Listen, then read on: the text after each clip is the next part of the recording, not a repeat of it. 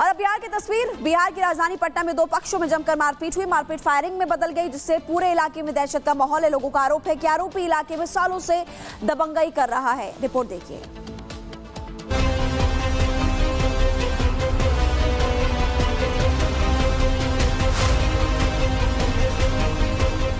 लोगों में आक्रोश है, गुस्सा है। यह तस्वीर बिहार की राजधानी पटना की है, जहां दो पक्षों में जमकर मारपीट हुई और मारपीट फायरिंग तक पहुंच गई। फायरिंग के बाद पूरे इलाके में दहशत और अफरा तफरी का माहौल है। लोगों की माने तो आरोपी इलाके में कई सालों से दबंगई करते आ रहा है। इतना ही नहीं, वो गैर कानूनी काम भी करता है। पहले आया यहाँ पर गाड़ी गलौज करने लगा, आदमी मना किया कि गाड़ी गलौज नहीं करो। उसके बाद ये लोग क्या किया कि मारा पीटी पे उतर गया।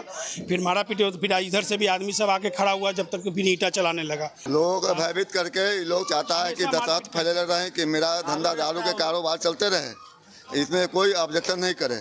आज सबका पेशा है लूटपाट करना, छिनतोड़ी करना, रंगदारी करना, दारू बेचना। पुलिस ने आरोपी को गिरफ्तार कर लिया है। बताया जा रहा है कि आरोपी ने 6 राउंड फायरिंग की थी। पुलिस को आरोपी के पास से एक देसी कट्टा और 4 कारतूस मिले। कि दो पक्ष आपस में लड़ रहे हैं। लड़ते हुए आपस में उनमें पत्थरबाजी और कुछ मारपीट हो रही थी। एक व्यक्ति को वहां पे कट्टे के साथ और 4 जिंदा कारतूस के साथ रंगे हाथ पकड़ा गया। पुलिस ने आरोपी के खिलाफ मामला दर्ज कर लिया है। इतना ही नहीं, इलाके के लोगों के आरोपों पर भी जांच शुरू कर दी है। Bureau report, Republic Bharat. कानून के हाथ बहुत लंबे होते हैं और अपराधी उनसे भाग नहीं सकता। दिल्ली पुलिस की स्पेशल सेल ने इस कथन को सच साबित कर दिया। स्पेशल सेल ने दिल्ली दंगा मामले में 6 साल से फरार चल रहे एक आरोपी को धर दबोचा। कौन है ये आरोपी और कैसे वो पुलिस के शिकंजे में आ गया, रिपोर्ट में देखिए पूरी खबर।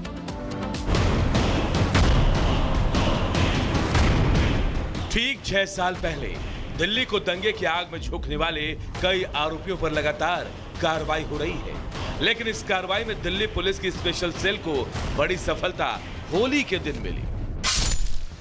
दिल्ली पुलिस की स्पेशल सेल ने वांटेड आरोपी मोहम्मद हनीफ को गिरफ्तार किया है। वांटेड आरोपी मोहम्मद हनीफ 6 साल से फरार चल रहा था। पुलिस ने उसके पास से आधुनिक पिस्टल और 5 जिंदा कारतूस बरामद किए हैं। हनीफ सीएए एनआरसी विरोधी दंगे में शामिल था। वो अपने भाई हारून के साथ मिलकर दिल्ली में हुए दंगों में शामिल हुआ, जो कि न्यू फ्रेंड्स कॉलोनी के पुलिस स्टेशन के अधिकार क्षेत्र में आता है। शर्जील इमाम और आसिफ इकबाल मामले में सह आरोपी हैं। हनीफ ड्रग्स कारोबार और आर्म्स एक्ट मामले में पहले से वांटेड था। पुलिस ने बताया कि मोहम्मद हनीफ मूल रूप से कूच बिहार, पश्चिम बंगाल का रहने वाला है। उसने न्यू फ्रेंड्स कॉलोनी स्थित जुलेना स्कूल से 10वीं तक की पढ़ाई की है। दंगों के बाद से फरार चल रहे हनीफ को स्पेशल सेल की टीम ने सुनियोजित तरीके से धर दबोचा। जानकारी मिली थी कि गाजीपुर गढ़ोली गांव के पास आरोपी हनीफ आने वाला है। हनीफ को पकड़ने के लिए स्पेशल टीम बनाई गई। जाल बिछाया गया और गांव पहुंचते ही उसे दबोच लिया गया। Bureau report, Republic Bharat. और एएमआईएम अध्यक्ष असदुद्दीन ओवैसी एक बार फिर से नाराज हो गए हैं। ओवैसी की नाराजगी का कारण है मस्जिद का मामला और होली पर जुम्मे की नमाज को लेकर वो कह रहे हैं कि आखिरकार टाइमिंग क्यों बदली गई, सवाल खड़े कर रहे हैं।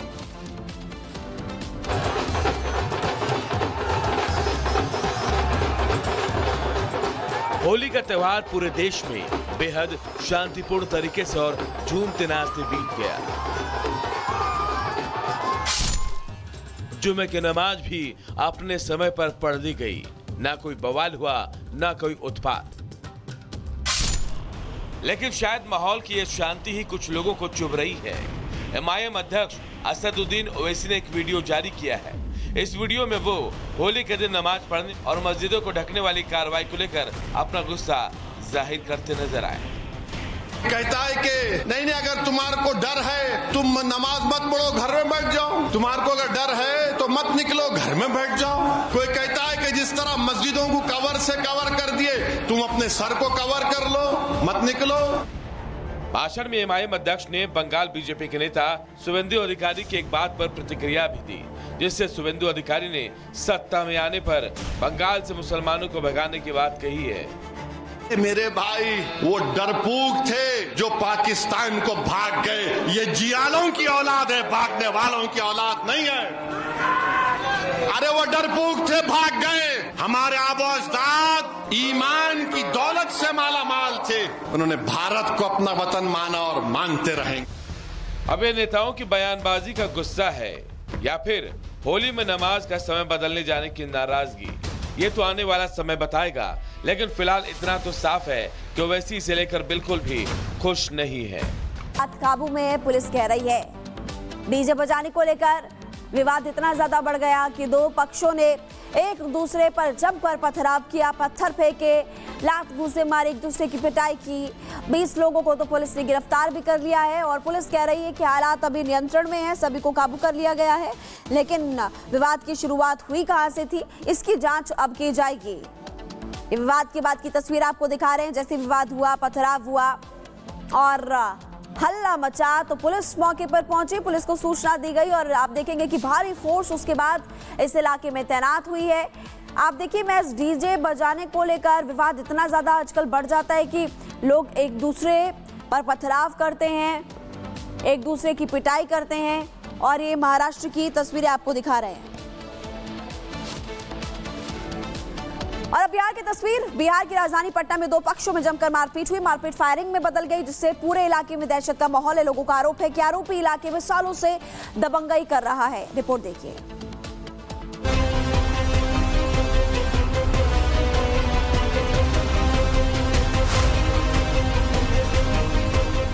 लोगों में आक्रोश है, गुस्सा है।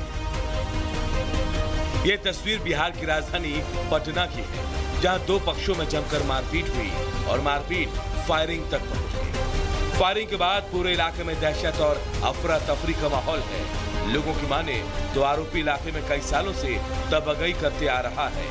इतना ही नहीं, वो गैर कानूनी काम भी करता है। पहले आया यहाँ पर गाड़ी गलौज करने लगा, आदमी मना किया कि गाड़ी गलौज नहीं करो। उसके बाद ये लोग क्या किया कि मारा पीटी पे उतर गया।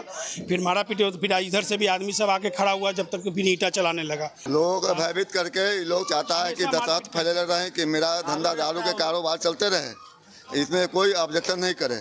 आज सबका पेता है लूटपाट करना, छिनतोरी करना, रंगदारी करना, दारू बेचना।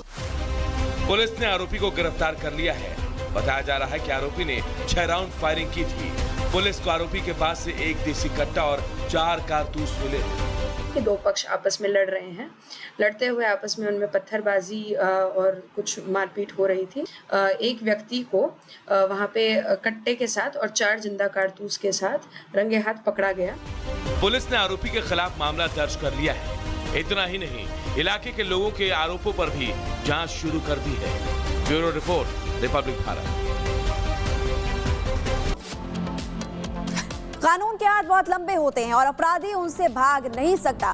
दिल्ली पुलिस की स्पेशल सेल ने इस कथन को सच साबित कर दिया। स्पेशल सेल ने दिल्ली दंगा मामले में 6 साल से फरार चल रहे एक आरोपी को धर दबोचा। कौन है ये आरोपी और कैसे वो पुलिस के शिकंजे में आ गया, रिपोर्ट में देखिए पूरी खबर।